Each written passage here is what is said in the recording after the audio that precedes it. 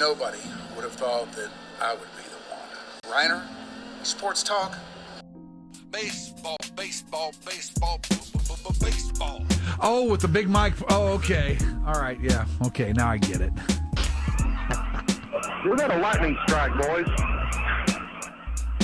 What happened over there, Grego? We had a little lightning strike right outside the window.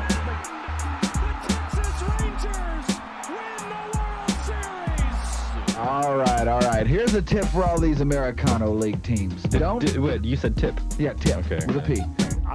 Keep jamming. The ticket, colon, nothing but a big Gen X jerk-off session. This is a cool night or what? Although somebody would hear that and go, bullshit. I'm back, bitches.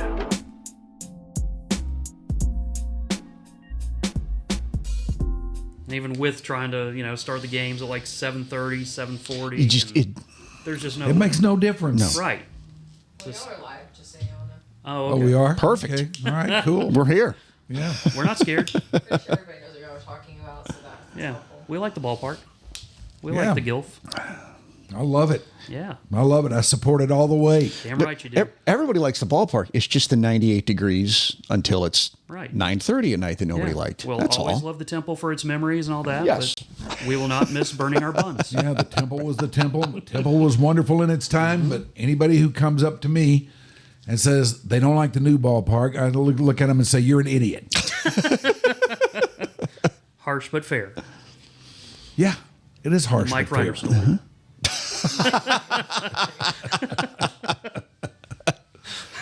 God, that's what we should have called the podcast. Harsh but fair. Harsh We but can, fair. we, Yeah. can change lanes. Let's do it. Yeah, we can. It's your show. I feel like the other It's your company. 250, the final Dark There you go. Companion. Okay. 251, the debut of Harsh but Fair. Starting August 13th, Yeah. Harsh but Fair, the Mike Rhyner podcast. The Mike Rhyner serial podcast. Yes. cereal. I don't know what that really means for us, but it sounds, like the Isn't every podcast serial because it's recurring? You would think. So I guess it's just implied. Yeah, but Yeah. if there's cereal, that means one has to do with what came before it, right? Oh, and we definitely don't do that. No, we don't do that at all. Wait, now I'm curious. The Oh, definition you're of gonna cereal? look it up? Yeah, cereal is kind of a take on series, Yeah. Oh. Look at him. is it not? You're the wordsmith. I mean, I'm asking. It says generally refers to something arranged, occurring, or produced as a series. It There you can go. mean Okay. A story Hey. published in installments, a computing transfer method, or most famously today, the groundbreaking investigative journalism podcast, or serial killers. I hope everybody. Oh, heard no, what wait. he There was a said. podcast called Serial? I'm pretty totally smart. joking. No, the driest of sarcasm I appreciate over that. here. Yeah. Okay. I've never known you to be sarcastic. Is there a podcast called Serial Killers? Probably. There's bound to be. Yeah. If not, J- maybe Signal 51 changed Ju- their name. No,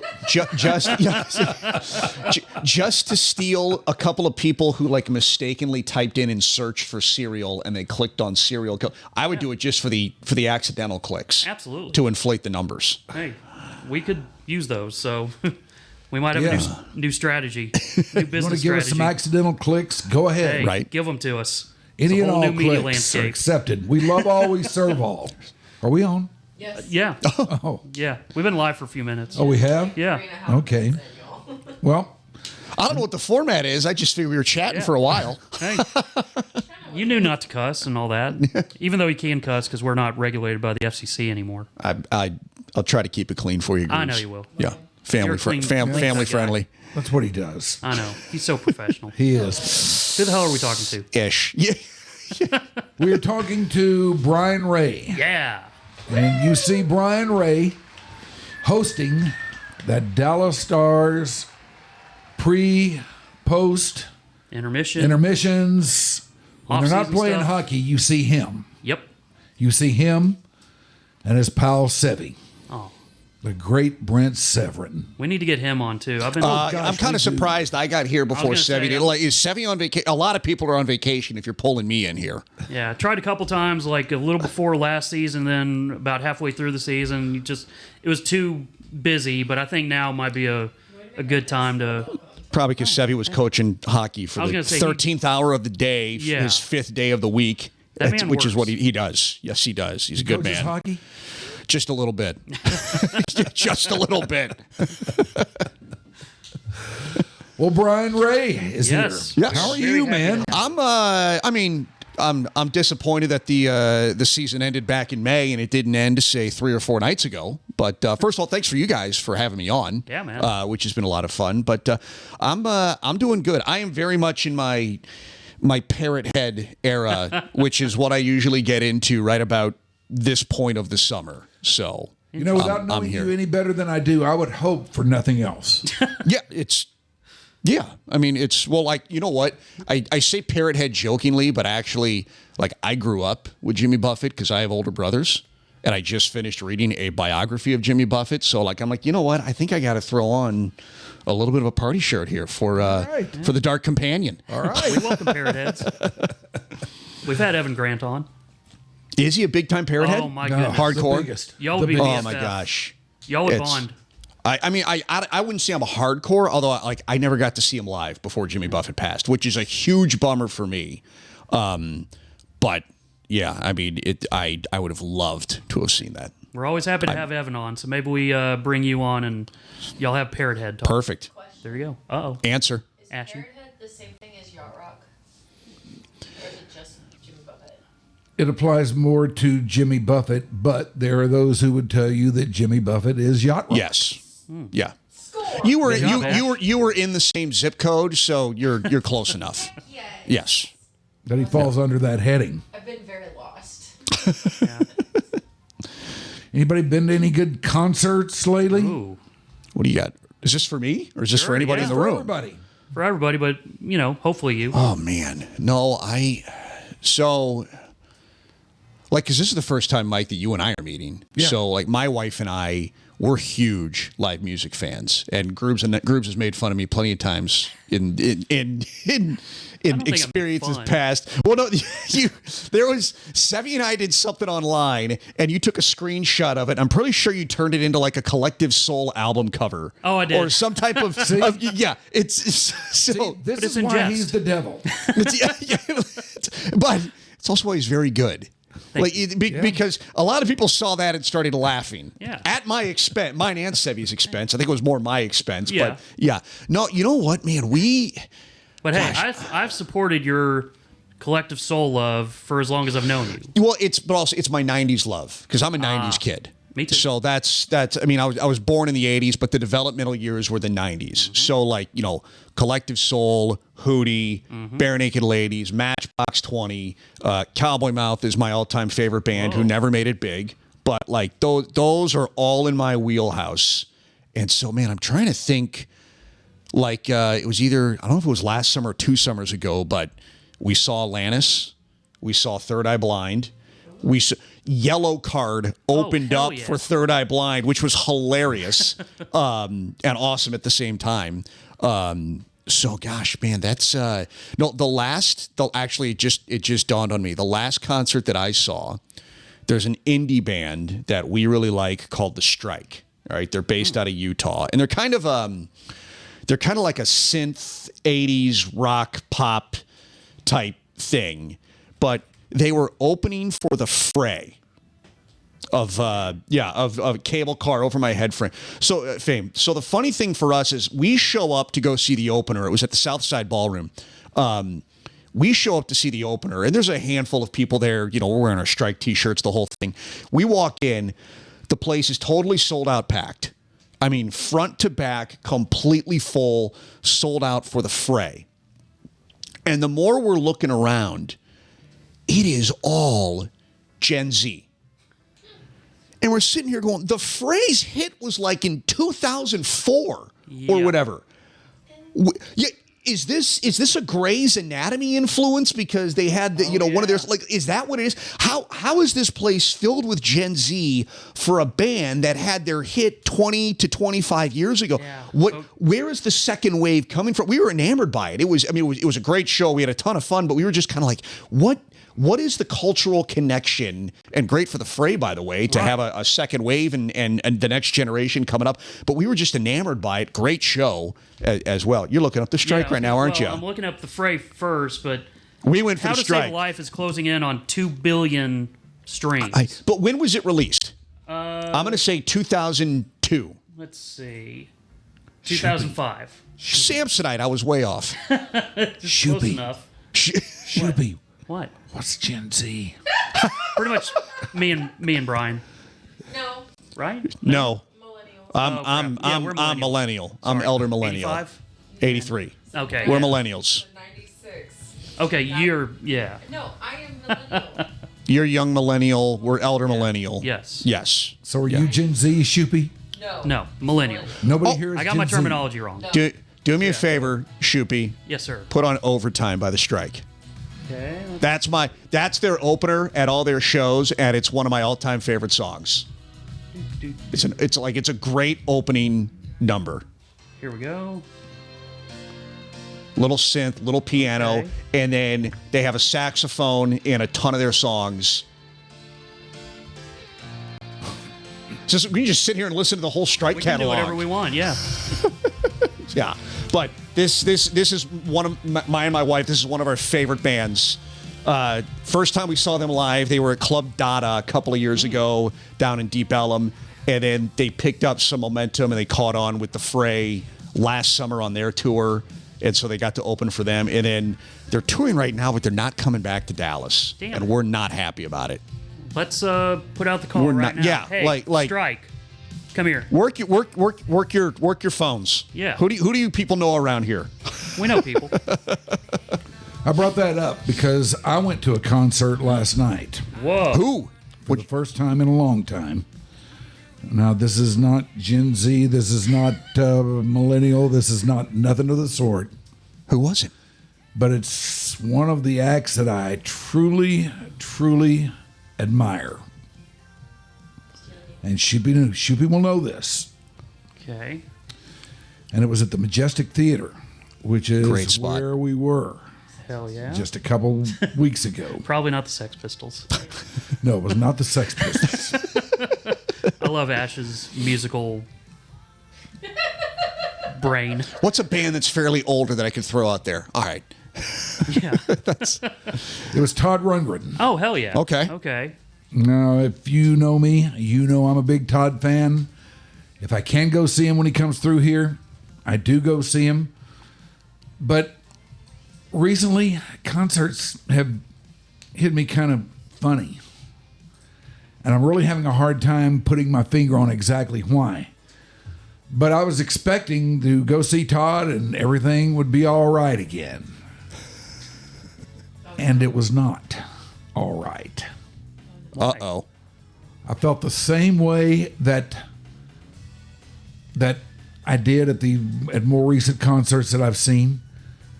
And as I was walking out, a question that I never thought that I would face was stirring around in my head. And that is, do I want to keep going to these things? Like in general, or Yeah. Whoa. Yeah. Are they too loud? No, it's not that it's too loud or anything like that. Is it seated, or are you still ending up like in the GA pit at some No, concerts? the Majestic, it's nothing but seats. Exactly, And yeah. I had great Yeah. seats. Oh. You know, and I'm not saying that there was anything wrong with the venue. I love that venue. Mm-hmm. I mean, they let us go in there and knock around a few weeks ago. I hope everybody saw that podcast. But The Great Schweds. I just don't. Maybe I'm getting too old for it. I don't know, but it's really weird. And it flies in the face of everything about me. You know. I mean, I thought I would really enjoy going concerts from now until I just, for whatever reason, until I'm in the home or dead or whatever, that I just couldn't go to them anymore. And now, I don't know, man. Like, are you having a good time when you're there, or is it something about the experience? Is it more that's like, changed, I have to go home after this? Like, I have to go through the process of leaving said concert. No, it's not like that. It's not as Yeah. majestic. It's I don't know. The music just doesn't do it for me that much anymore. Whoa. Wow. Is it because they're getting older and not into it as much as they used to be? That could be a part of it Yeah. because You you make comments about that a lot. you have do what? You make comments about that a lot. Yeah, and you have to ask yourself a very important question when you go to these shows with these guys who are of a certain age, like as Todd is. Are they still going to be able to do this the way they used to? And they probably won't. No. But can they at least get it to a level that's worth going for? When you hit the high marks that he's hit in the past, then you are very, very disappointed with anything else. Yeah. See, the thing that concerns me, like, can you still play the music? Does it still sound good? And what is your vocal situation Right. at? Are you having to change keys of songs? Are you having to slow down? Cover or it up with speed background or- vocals, or you lower the octave in which you're singing the song in, and like that's because man, the miles that these acts put on themselves singing these songs day in and day, like it does add up over that level of career and that level of time. And the thing about him is he's never been one to do a song exactly the way it is on the record, especially when it comes to the vocals. He will take all kinds of liberties with those. I mean, not to the point where it's not recognizable. It's just he's just found a different way to do it that he likes a little bit better. And he was doing that last night, but there are a couple times where he tried to do something that he just couldn't. Oh, yeah. I'm just oh man, I wish I hadn't seen that. Is it almost your? I hope this doesn't sound too morbid because this doesn't seem like a group of dark humor. Right. Oh no, not us. That would not be us. No, but is it almost in that moment you're realizing the mortality of the act that you have so revered and loved? They are not the same that they used to be or how you remember them. It is, and in realizing the mortality of the act, sooner or later, you get around to realizing the mortality of you. Yes. I don't want to take it there this early, Mike, but okay. I mean, let's check that box. We're all dark companions here. And also, I guess for you, how much are you looking for them to replicate the record and the performance, or are you okay with the improv within reason? Or is it, It's a sliding scale. Okay. And most times, I don't want it just like the record. And if they want to take some liberties with it, that's fine. Mm-hmm. Just do stuff you can pull off, Yeah. Yeah. Yeah. You need them to land. You don't want just the attempt. Yeah. Like, if Steely Dan were to roll through here, I don't think I'd go see him. Because they're to the point where, number one, there's only one of them left. And the whole time he's up there, he looks like he's hating every second of it. Number two, he always drops the first couple of words of phrases. And number three, when he tries to go up into his upper register, he pulls away from the microphone like that. Like counting on the crowd to fill it in and stuff like that. Yeah, that's not great. But you say drop in the first couple words of lines? Yeah. Like, is he forgetting or mistiming? No. He's... Here's what I think. Mm-hmm. This is Donald Fagen we're talking about here. Donald Fagen has always been steeped in jazz. And frequently with jazz singers, they will not sing the first couple of words of a line. That's just kind of a jazz thing. And I think through the years, be it consciously or maybe subconsciously or whatever, he's sort of picked that habit up. So he wasn't always interesting. That you can recall. That he can remember or recall. I can remember when he was pretty good about it. Okay. When he was pretty good about it and he didn't have to pull away from the microphones when he tried to hit a higher note. Anyway, I don't know why I got off onto that tangent. We got Brien Rea here. I know, but we talked about I think it's stuff. a great tangent. Right. It's Stars lost in the first round. It sucked. None of us liked it. All right, we've covered that. Where do you guys want to go next? I will tell you guys a funny story since we are on the concert tangent and realizing the mortality of the act you were seeing. Yes. So a couple of summers ago, they don't do it anymore, but my wife and I, we did the lawn pass to Dos Equis here in Dallas, Dos Equis Pavilion. And I mean, it was cool because you would go see acts with that and sit on the lawn that you normally wouldn't go see. Chicago was playing, and Brian Wilson was opening. And we'll never know.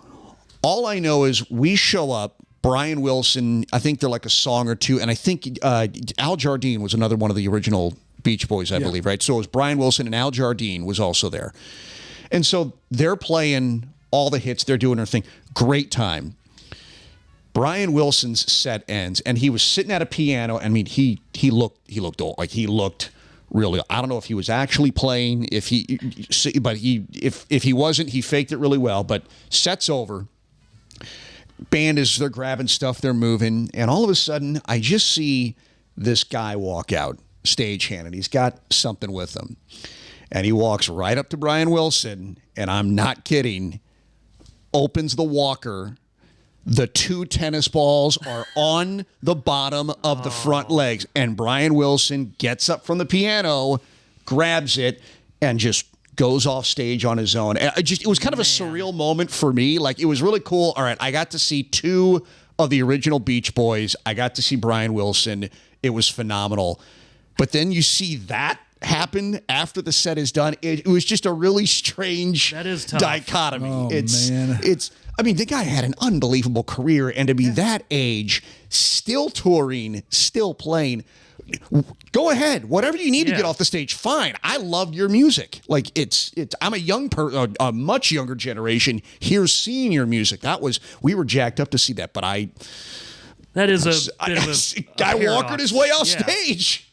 Just kind of scooching down the stage. Yeah, that's tough. Yeah, it is, but knowing everything that Brian Wilson has been through and knowing his backstory, then I really would not be surprised by that. No, it's just a fascinating moment to see. Yeah. But man, the song sounded great. At least he wasn't doing what, have you seen the footage of like Frankie Valli performing? No. Like, he's done performing now. Like, they finally, I guess, got him to stop, but he looked like a mannequin or animatronic, like Rock-afire Explosion or something. Like, he was just barely like moving, wasn't even making an attempt to sing. It was just all backing track, basically. Oh, that's a bummer. And he's, 93, 94 now? Yeah, but, that's a bummer. You know, it's boy, I love probably just trying to make Frankie his Valli. money.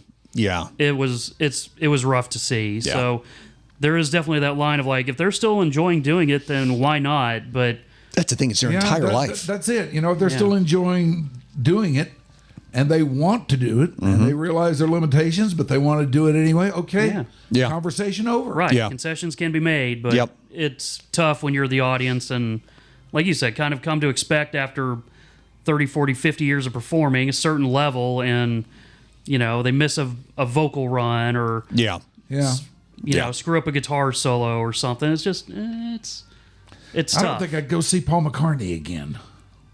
No. Yeah, and he's kind of obviously gotten a bit of a resurgence in popularity, as weird as that might sound. But, you know, he's got a new album that I've really fallen in love with. Yeah. But, you know, we did performances, SNL and Colbert. I remember being on, the guest on the Colbert, on the last Late Show. You know, big discussion of, you know, I think he still tries to perform all his songs in the original key, basically for the audience, so they don't have to try to adjust how they're having to sing. Sure. But obviously he's 83 or 84 now, so, you know, it's tough for him to hit certain notes after 60 years of performing multiple nights a week and all that. But it's a fascinating thing. It is. It is. Yeah. What are we going to do about it, Shoopy?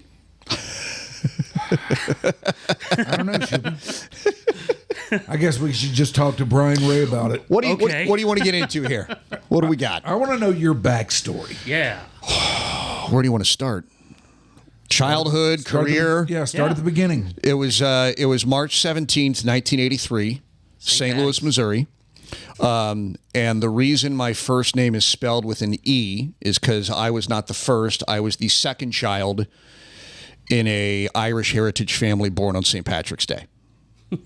So my older brother was born on St. Patrick's Day. On his 7th birthday, I came along. And I was actually, I was supposed to be totally named different. I was supposed to be named after my grandfather. I was supposed to be William Charles Ray. Billy Chuck Ray. Hell yeah. Gosh, that didn't happen. But when man, that would have been awesome. Oh my, it would have been for a hockey guy. Yeah. Or a serial killer. I don't know. To be living in Texas, and if your name was Billy Ray, the amount of torture that I would take from that, no, not a chance. But when I came on St. Patrick's Day, my parents changed it to Brian Patrick because I was the second kid. So that's because if people, they look at my first name and it's Brien. I didn't know it was. See, Ashley thought you might have been a woman, potentially. Brien Rea. Yeah. The Rea I understand because it's REA. I didn't think the E would be that big of a hassle for people, but that's why it's spelled with an E. It's an Irish heritage thing. But no, I get that. You know what, my growing up in because I grew up in St. Louis, I grew up with the Blues. So the Blues got me into hockey. And when you're a kid, my oldest brother was a hardcore hockey fan, and you just want to be like your older brothers when you're growing up. So that was like my gateway drug into hockey. And then watching it on TV, the broadcast voice of the Blues was a guy named Ken Wilson at the time. And I'm 8 years old, and I'm like, this guy gets paid to be on TV and watch hockey. Like, this has got to be the greatest job in the world. It really does. And so that planted the seed of wanting to get into specifically hockey broadcasting, but sports broadcasting overall. Yeah. And so then when I got to college, there was a campus radio station, and I started doing play-by-play for our college hockey team on that campus radio station. And then college? Lake Forest College in Lake Forest, Illinois. 1,000 students, northern suburb. There's 2 claims to fame for Lake Forest, Illinois. Number one, it's where the Chicago Bears used to hold their training camp. Yeah. I think there's a place on campus called Hallis Hall, named after George Hallis. Yeah, I'd heard of that, and it's for that reason. Yes. So the second claim to fame, in Ferris Bueller's Day Off, the ravine where Cameron kills the car goes through the campus of Lake Forest College. So when you're walking between, they called it Middle Campus and South Campus, if you stop at the ravine, you can look right into the back of the garage that the Corvette shot out from. No way. John Hughes was from Chicago. Yeah. And so he filmed all of those movies in the Chicagoland area. I think a lot of the Brat Pack movies, Home Alone and Ferris Bueller's Day Off. So those are the 2 claims to fame from Lake Forest. Well, I don't know if I'm the third. I'm the third claim to fame. At least 2.5. Allegedly. Yeah, two and a quarter. Yeah. 2 and a quarter. And you always wanted to do hockey. There were no dalliances with baseball or basketball or football or anything else? Yes. So when I was in college going through this, I'm way too fast of a talker for baseball. I'm too fast. It's just, it doesn't fit naturally for me. And hockey, I think just growing up playing it, there's so much energy in a hockey game. There really is. And even when you listen to hockey broadcasts, there's just a different kind of energy on hockey broadcasts. And no indoor voice, outdoor voice, loud kid with a lot of energy. I was just like, I feel like, one, I love the sport, but I think my natural vocal tendencies and personality vibrates towards hockey than it does any other sport. I've done other sports, had a blast doing them, but no, it was pretty much hockey from day one. It really was. How quick did you fall into doing broadcasting? I know you said you started in college. Like, did you do anything like attempting it before? No, like recording into a tape recorder or anything? So I thought it was a cool job, but I never took myself seriously. Like a lot of kids, like there's the whole self-confidence battles you go through with teen angst and all that stuff. I just thought, what a great job. Yeah, exactly. What a great job, but I could never do that, And then when I got to college, and and they needed somebody to run sports on the college radio station because the college radio station was dormant for a while. And then my freshman year, there was a group of students that brought it back. And so they wanted somebody to do sports. And a friend of mine was like the student general manager. And I will remember this until I'm Steely Dan forgetting lines of songs. But it was there. It's college. There's like your club meetings and your committee meetings. I go to a meeting gets done, and I'm like, hey, I'll make you a deal. Show me how to work the equipment. I will give you sports. One stipulation. I'm doing play-by-play for every hockey game, and if there's any conflicts with any other students' shows, I get priority. And he goes, done. Damn. And so that's where I started doing it for fun. And I was like, I'm going to be like Ken Wilson. I'm just going to do this for fun. Then as I was doing it, the seed had been planted. Now it was starting to grow. I was loving it. I was getting some really nice feedback from faculty members and people around. And I had the guy who was like the faculty advisor for the radio station. He pulled me aside one day and was like, hey, I think you need to research this. Like, I think you might have something here. You need to research this. So that's when I started looking into broadcasting and internships and just trying to dive more and more into that world. Where'd you go to college? Lake Forest College. Oh, okay. Yeah. This was all at Lake Forest. Oh, okay. This was all at Lake Forest. Okay. So, and then, so then after that, I went to like a broadcast trade school back home in St. Louis while working part-time behind the seafood counter at a local supermarket. And my first paid broadcasting gig was Division II college basketball. It's like $100 a game. And I had a blast doing it. So that kind of started there. And then the hockey journey you guys will laugh at. I finally got a job offer to go work for the Lubbock Cotton Kings of the old Central Hockey League in Lubbock, Texas. Moved to Lubbock in May of 2007. Now, did you get this by sending out audition tapes left and right? Yes. I was sending out audition tapes. Way? And then actually the Central Hockey League was doing like a job fair in Dallas. So I flew down early in the morning, went to the job fair, interviewed with a bunch of teams, flew back that evening, and Lubbock called me back, said, yeah, like we're moving on from our broadcaster. Like we need somebody new. We'd like to hire you. So in May of 2007, I moved to Lubbock to work for the Cotton Kings. In July of 2007, the Lubbock Cotton Kings went out of business and shut their doors. Oh, God. Welcome to the minor leagues, everybody. Wow. So, Wait, did you even work a game for them? No. It was 2 months. Right. It was, No, I sent out a couple press releases. Well, okay. Worked on the website. Didn't shut the doors. Hired me, and they went out of business 2 months after hiring me. Wow. So then in August, the Austin Ice Bats in the same league, they called me. I reached out to every team in the Central Hockey League. Everybody knew what was going on. And they hired me. So this is now August of 2007. I moved from Lubbock to Austin. I do their play-by-play for 1 year. And also that season, I met the broadcaster for the Corpus Christi Ice Rays, a guy named Josh Bogorod. Whoa. Josh and I go back to 2007, Corpus Christi in Austin, Texas. He's sat in that chair before. Yeah. Yes, he has.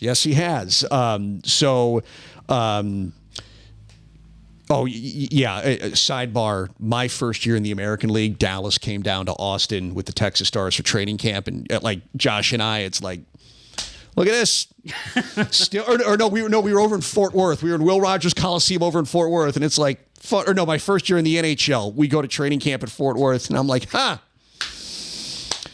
still back in Will Rogers Coliseum. How are we elevated and we're still here? How does this happen? Like it was kind of avoid it. It was just the more when you think you're out, it pulls you right back in. But so I go to Austin with the Ice Bats in August of 2007. 9 months later, Ice Bats out of business. Shut their doors. Dude. This is where you start to think, is it me? Is it me? Is it me? You're a Am I the genius. guy? And so after that, there was a team in Odessa, Texas. So they hired me. And I even asked, I'm like, are you going to close within the next 12 calendar months? I have to know. And they're like, no, we're good. So I spent 3 years in Odessa, which was a really great experience. That was an awesome team. That is one of the highlights of my minor league career, was living out there for 3 years. And then after 3 years there, they were dropping to junior hockey. I didn't want to go down. You want to stay where you are. You want to keep going up. So I worked for a team in Arizona for a year. At this point, I could spot when teams were going out of business. So the second I got there, I was like, all right, this is probably going to be gassed in a year. It's probably time to start looking immediately. Yeah, you know the vibe when you see it. Yeah. And so then I ended up going to Denver, Colorado. The Central Hockey League, at one point, actually, it was a really good league. Like at one point, there were more professional hockey teams in the state of Texas than anywhere else in the United States. But when I got to the Central Hockey League, it was the beginning of the end. Yeah. And there's a reason it doesn't exist anymore. So part of it was me taking them all down. Like I will joke. I will look at you groups and I'll go, don't mess with me. I've single-handedly taken down a hocky league. I was going to say, that's pretty impressive, dude. I've taken out some teams, like man. Black Widow of Central Hockey League. Right. But because like I measure my life in hockey seasons. That's basically how I measure my life. So from 2011 to 2012, it was Arizona. From 12 to 13, I was in Denver, Colorado. From 13 to 14, I was out of hockey. I went back to St. Louis. I did sports talk radio for a year. And then from 14 to now, I've been back in hockey. 14 to 18 was the AHL affiliate of the Dallas Stars, the Texas Stars down in Austin. And then from then on, I've been here in Dallas. But everything in the minors was play-by-play based. I didn't start doing TV hosting until I came here to Dallas. Yeah. So, yeah, that's the career retrospect. 15 plus years, one hockey league, 5 teams, dead. That really is impressive, man. But the Texas Stars broke the streak. Hell yeah. The Dallas Stars have nothing to worry about. Even I couldn't take that team down. Yeah. Tom Gallardi's done fantastic for this organization in this city. So No doubt. the streak was broken in Austin. You still want to do play-by-play? Yeah, that's the career goal. That's the ultimate dream. And it's and I'm not saying anything like people at the Stars don't know. That's actually been one of the great things about working for the Stars. When I got hired to work in Dallas, I might have been 5 shows into my first year with the Stars. And my boss at the time was a guy named Dan Stukel, who, still works at the Stars. Yeah, Stukes. Yeah, Stukes. But he called me in. He's kind of doing the check-in, and he just goes, so, hey, what do you want to do? He's like, tell me what you want to do. So, and like from there, I told him, like, well, my goal is NHL play-by-play. He's like, okay, great. But like the nice thing about the position I'm in is that's the ultimate dream, and that's something that I look for and pursue, but I get to do it in a really cush position because I have a great time working with Sevi and covering the Stars games and between fans, between people. It's been a good team. Playoffs haven't gone the way you wanted. Like 31 teams get disappointed every year, but like there's been a lot of wins and a lot of fun. Draft, Winter Classic, Stadium Series is coming up. Like there's been a lot of cool stuff to cover in my position hosting the broadcast. Yeah. So that's the goal, but it's also like it's a goal that I get to pursue in a really, really comfortable, great spot right now with the team. Do you think the Matt Grubes, That's highlight of it all? Whatever. Yeah. Who could ask for more? Yep. Pretty much everybody. Hardly anybody. So do you think the team that was the last one standing was the deserving team? Yes, I do. I do. Carolina. It was Carolina. Now, you know what? It's you can dissect a couple of things here with what do you need to go your way to win a Stanley Cup, probably win a championship anywhere. But Carolina had been one of the best teams in the NHL all season long. They were one of the best teams in the last 5 years in the NHL. So there's a reputation, they're a good team. But for me, the Eastern Conference was a mess all season long. You had Carolina, you had Tampa, Montreal had a heck of a run. But once you got past those top 3 teams, you had like 12 teams fighting for the last 5 playoff spots. I mean, it was a mess. It was a very top-heavy conference. And then you look at the path Carolina had to go through. 16-3. They had one of the best playoff records in the last, I think since the Oilers of the 80s or something like that. But it's not, nobody has a cupcake matchup. But Carolina dealing with, Philly in the second round. I think it was Pittsburgh they played in the first round. I can't remember. Yeah. But dealing with those 2 teams is not the same as Dallas, Colorado, and Minnesota all dealing with each other in the first 2 rounds. And even when Connor McDavid is calling the Pacific Division during the regular season the pillow fight division, but it's a Pacific Division team that got through and went to the Stanley Cup final. Life in the Central is an absolute beast. So I do think if you are going to win a Stanley Cup, you do have to have, I'll say, a quick series. Not an easy series, but I think you have to have a quick series somewhere along the way. Carolina had 2. Well, actually, they had 3 with the way they handled Montreal. Montreal was so beat up because they went through 7 in their first 2 rounds. But you have to have a quick series somewhere, and that's really difficult. It's going to be really difficult for the Stars to do, just with the division they play in. What do you think happened to the Stars this year? I think. I Can think. I tell you what I think? Yeah. What do you think? Let's go. Let me tell you what I saw, and you tell me how wrong I am, because I probably am wrong. I don't think you're going to be as wrong as you may think you are. I think what happened was that the grind caught up to them, and they just kind of ran out of shit over the last, 4 or 5 games. They really needed to win those games, and they just could not muster up enough. I mean, a couple of those games were against Minnesota, and it was pretty clear to me that Minnesota was kind of pushing them around a little bit. Yes. No, I think you're 100% right. So you said exactly where I was going. So, first of all, for the Stars this season, their final 2-3 weeks, they looked out of sync. And to me, they looked tired. In the series against Minnesota, I thought they looked tired. In the last, few weeks of the season, and Jim Nill acknowledged this when we had our end of the year press conference with him, that he was starting to get a little concerned with about 8 games left in the season with how they were looking.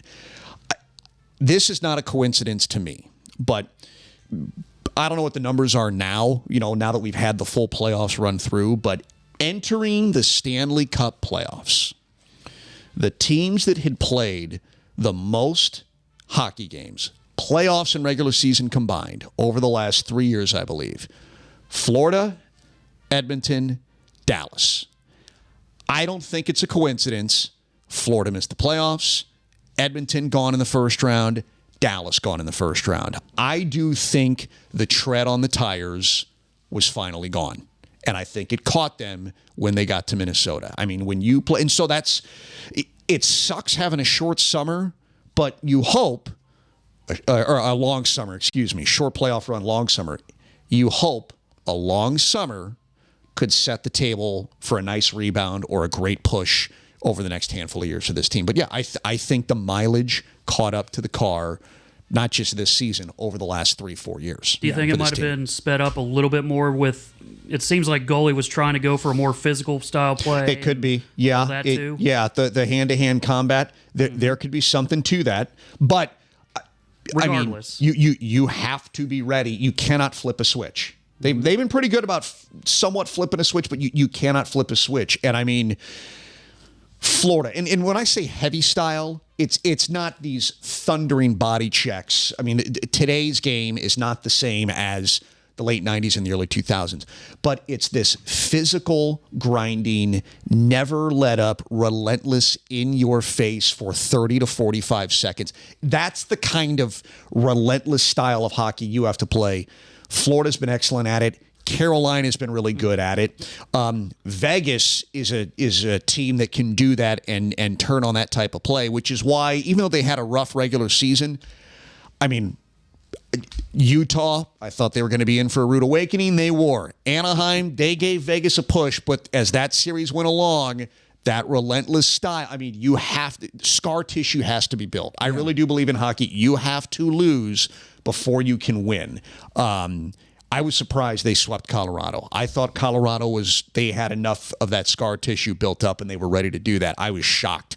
I think we all were, the way that series went. But Dallas, now that they have a season of doing that under Glenn Gulzelson, we'll see what moves Jim Nill can or cannot make. But also, I think there is the internal scar tissue, and it can change you a little bit as a player. You know, some players that haven't gone on long playoff runs like this, I think you kind of learn, okay, I have to change my game a little bit. So we'll see what the year 2.0 version of Glenn Gulzelson looks like with this team. This is Brien Rea. You see him on that Stars pregame show and postgame show and intermissions. And pretty much whatever needs to be done on TV, he's there for you. He can do it all. And handsomely, too. Oh, very handsomely. Thank you, Groobs. Ruggedly. Thank you, Groobs. Do you know Groobs is my agent? Yeah. Yeah. I make a pretty penny. Only agent who takes 35% in this business. It's unbelievable. Unbelievable. We'll have more with him in just a second. But right now, it is time for us to stop down for just a moment for the dreaded and feared mid-show read. You can just chill out for a second if you want. I got this. You sure? Because no, I'm not sure. I'm never sure of anything. I got to talk to guys out there about feeling better if you're feeling bad, because a lot of you are in that boat.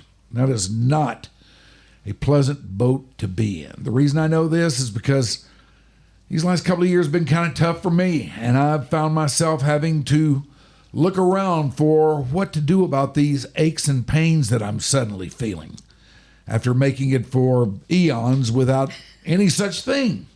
Now that's seems to be gone. So what do you do about it? Well, what I did is I went to the CBD House of Healing, and I got this, among other things. This is the full spectrum salve stick. You rub it onto wherever hurts, and you will feel better. It's kind of a heat thing, you know, but there's a little bit more to it than that. Now, at the CBD House of Healing, you may be thinking that I'm sending you to some head shop that's left over from 1964 or something like that. I'm really not. Because at the CBD House of Healing, they approach everything from a medicinal standpoint. Their owner is a registered nurse, and you tell her what's going on, I guarantee you she will have something for you to try, and you will feel better. The CBD House of Healing is located at Plano Road and Northwest Highway, in the northeast quadrant of that burgeoning intersection. Stop by, tell them you heard about it from us here on Your Dark Companion, and start your healing at the CBD House of Healing. Is that enough? Damn right it is. Yeah. She says, yeah. Yeah, that's how she normally is, though. Yeah, that is how she normally is. That's our Ashy. So you mind if we stay on the Stars path? Let's hit it. Let's rock and roll. What have they got to do this season? What kind of changes do you look for? So don't expect a lot of changes. I don't. Yeah. Just where this roster is, who is signed, where they are in the salary cap. There is not a great deal of flexibility. The Jason Robertson thing is the thing. Can Jim Nill re-sign him? What is that number going to look like?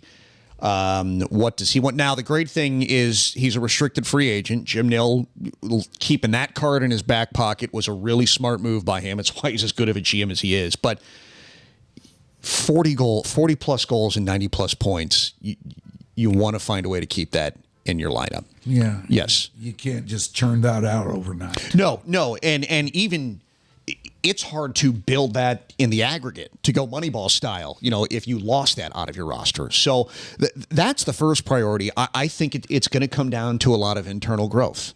You're going to want to find a way to keep Jason Robertson in your lineup. I think you're going to want somebody like Thomas Harley to have a bounce back year, on that second pair of defense. Mm-hmm. You're going to want, Jim Nilt talked about it in his end of the season press conference. A little more consistency out of Jake Oettinger is a fair critique. I'm a believer in him. I think he's a top 10 goaltender in the NHL. Goaltending is also my favorite position in the NHL. So am I biased? Absolutely. But, a little more consistency out of that. And does that consistency come with a slightly lower workload, knowing how good Casey DeSmith is? I mean, arguably the best backup in the league. We'll see what happens there. The big question for me, and I don't have the answer, unfortunately. Wish I did. I have always felt they have always missed Chris Tanev from a couple of years ago, and just what he brought to that second defensive pair. Yeah. Now, Niels Lundqvist had a really good season last year, and you could see real growth out of him playing alongside Thomas Harley under Glenn Gulzelson. Mm-hmm. How much does that growth continue? Because, I think they have 7 defensemen already under contract, so it's not like you go out and get somebody because now you're getting crowded again. But between a bounce back from Thomas Harley and a little growth and improvement out of Niels Lundqvist, does that change the way your second defensive unit looks? That's always been a big question mark for me, is just I feel like they have always missed what they got from Chris Tanev when they picked him up at the trade deadline. Now, they weren't going to be able to keep him. That contract that he got from Toronto was, by all means, go ahead, deal with that. And Toronto's dealing with that now. But it's going to be a lot of internal growth. That's going to be the big thing. It's going to be internal growth from the majority of this roster to try and push themselves forward. That's going to be the biggest thing for this team. Where do you think Oettinger ranks? Is he an upper tier goaltender, would you say? He's top 10 in the NHL. He's not top 5 in my eyes. Because and I've had this conversation with people, from a true hockey nerdum. Let's start rattling off NHL goaltender names. Okay, Ilya Sorokin was a Vezina frontrunner this year. Vasilevsky is the one that won it in Tampa. Shesterkin in New York is viewed as arguably the best goaltender in the league. Sergei Bobrovsky in Florida, has the 2 Stanley Cups underneath him, and that's a double-digit, $1 million contract. Mm-hmm. UC Saros in Nashville has been a part of the Vezina conversation. So there's 5 right there, and they have arguably been stronger, at least over the last handful of years, than maybe Jake Oettinger has been. But after that, is Jordan Binnington better than Jake Oettinger? Is Philip Gustafsson better than Jake Oettinger? He was put into a tandem situation in Minnesota this year. Adin Hill in Vegas was the guy who won them the cup, and now he just lost his job to Carter Hart, who was the starter, throughout the playoffs for Vegas. Mm-hmm. Freddie Anderson in Carolina, who just won, he had consistency issues himself and even had an injury situation, and Carolina had to change goaltenders. It gets muddy where you start throwing names out there, and you can come up with the argument that Jake Oettinger has performed better in certain areas there. So I think he's in that 5 to 10 range, or if you want to say at least a top 10 goaltender in the NHL. That's how I view Jake Oettinger. You're happy to have him. Absolutely. How about that? And the other thing too, who's better and how do you get them? Mm-hmm.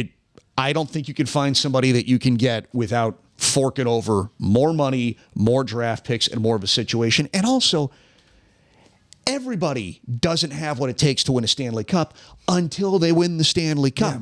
Former guy on your show, Ed Belfour. Yes. How did he end up in Dallas? Because he couldn't win the Stanley Cup. Yeah. And then he won the Stanley Cup. Everybody can't win the championship in their respective sport until they win it. Then all of a sudden, the narrative changes. So I must tell you, I was very, very surprised. One of the biggest surprises that I've had in the course of doing this was when we were able to get him. He's a lot of fun to talk to, isn't he? He's awesome. He's so cool to talk to. Number one, I didn't know he was still around. Oh, yeah. And number two, he just really never seemed like the kind of guy to me that would suffer fools like us. Isn't it amazing when you? I've talked to him a couple of times. It's like I don't know him, but I've interviewed him a couple of times. He's so soft spoken, and he has this really quiet demeanor, and you're like, weren't you the a-hole on the ice in the 90s? And you're like, you were the angry goaltender. It was so fun. Isn't a lot of players are like that. It's amazing when they get inside the glass. Something changes in those players, and you see a totally different side come out of them. It's amazing how different he is compared to Eddie the Eagle, the persona you saw on the ice. Yeah. Compared to what we thought we were going to get. Yeah, he's still got a presence to him, obviously. Oh, he totally has a presence. Like you said, so soft-spoken, so, like, quiet. Well, but he's sitting there, and you realize everything he's done in his career. Mm-hmm. So he's so soft-spoken, and you're like, yeah, but the Eagle is still in there. Oh, yeah. The Eagle is still in there, baby. Yeah. He's so much fun to talk to. Yeah. All right, one more for you. Okay, here. yeah. Coach. New coach this year. Yes. Did you like him? Did you think he did? Oh, yes. Yes. Was he pushing the right buttons? Yes, absolutely. You can't. At some point, time is going to get you. Yeah. Now asking from the standpoint of a hockey idiot. I mean, I'm a fan of the game. I've become a fan of the game. I really like the game, but I can't watch it and tell you why whatever just happened did. So yes, I think he's a great coach. Sevy and I have talked about this multiple times over the years. And Peter DeBoer and Glenn Gulzelson are two different personalities. And I grew up with a lawyer father. Peter DeBoer is a lawyer background. Lawyers don't reveal anything. Yeah. They don't want to reveal any information. Mm-hmm. That's very common in hockey. It's not a criticism. It's just the demeanor of the previous coach. Right. Glenn Gulzelson, listening to him talk about different areas of the game and how he would just phrase things and reveal certain things. And it's not like he was giving away state secrets or anything like that, but he was a little more open and a little more fluid with explaining what they wanted to do. Yeah. And in terms of his philosophy, Peter DeBoer was giddy up and go. If the puck's in your own zone, you swarm it, you get it, and you go. Glenn Gulzelson's philosophy, the thing that I noticed, and Sevy and I, watching in training camp, and he even said this in training camp media availabilities, they're okay conceding the low danger part of the ice. The key for them is they want to be in the most important areas. So that is protect the middle.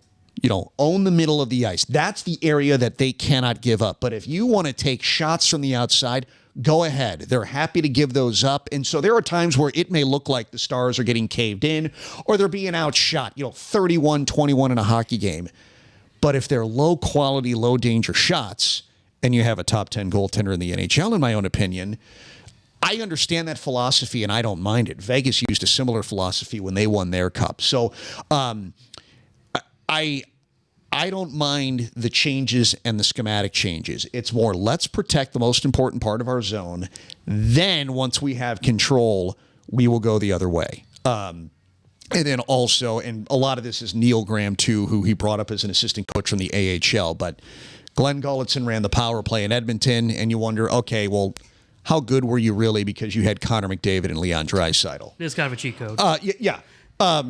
The Stars' power play was murdering teams all season long with the personnel they had. So it was not just the cheat code that he had in Edmonton. Yeah. Clearly, he and Neil Graham as well, their collective brain power knows how to make you pay on the power play. I think a little more 5-on-5 control next season is something we'd like to see out of this team. Not as much reliance on their power play. But no, I think he's a great coach. I love listening to him talk hockey. And any new coach that comes in and gets you to the playoffs with the success the Stars had, you don't fault him one bit for the season they had. Not at all. Not to lie. Not at all. No. I think he's a great coach. You know what you've done here today, Brien Rea? Hung out with you guys. Actually, I had a great time. You know what else you've done here today? I don't. It's my first time on. Well, you've earned yourself another time on. Yeah. Oh! I would love that. I would love that. But you know what? It will happen. But we got to get Sevy on first. Okay. Yeah, we got to All get right, Sevy on before I come I'm on back. it. I'll check in back in with him. And you know what? If he blows you off, let me know. You got it. Let me know. I cut his grass every Saturday. I'll talk to him. Sounds about right. There he is, the great Brien Rea. Thank y'all See so him much. on the Stars pregame show. He kills it there, killing it here on YDC today. Thank you very much for watching. We must advise you, as we always do, what we need from you is help. Put us out there on your social media. Tell your friends about us.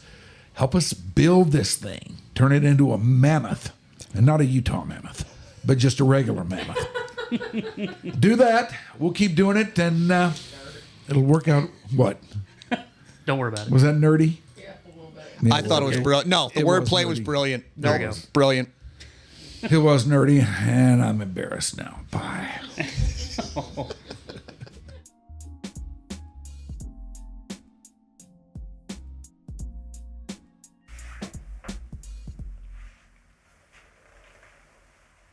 All right. I'm gonna go take my pants off.